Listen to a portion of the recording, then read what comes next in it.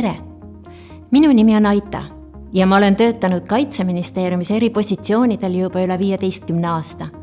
Sattusin Kaitseministeeriumisse tööle avaliku konkursi kaudu ajal, kui vajasin elus väga suurt muutust ja olin valmis riskima asendaja kohale asumisega.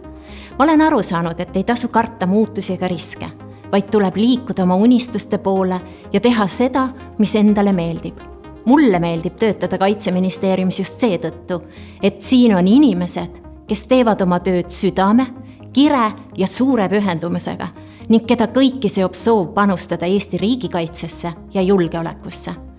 Mitte ükski päev pole meie majas teisega sarnane ja meie töö on huvitav, proovilepanev ja kindlasti arendav.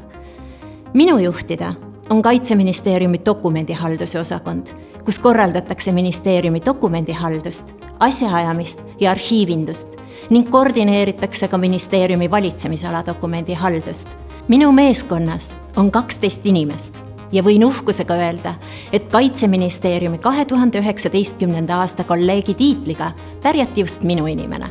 Seega tööd, mida me dokumendihalduse osakonnas teeme, märgatakse ning me tunneme end selle suure meeskonna osana ja vajalikuna. Meie meeskond on piisavalt uudishimulik, avatud, uuendusmeelne, koostöövalmis ja kindlasti isikupärane. Me töötame ühise eesmärgi nimel ning oleme valmis oma kolleege nõu ja jõuga toetama. Dokumendihalduse osakonnas loeb iga meeskonnaliige.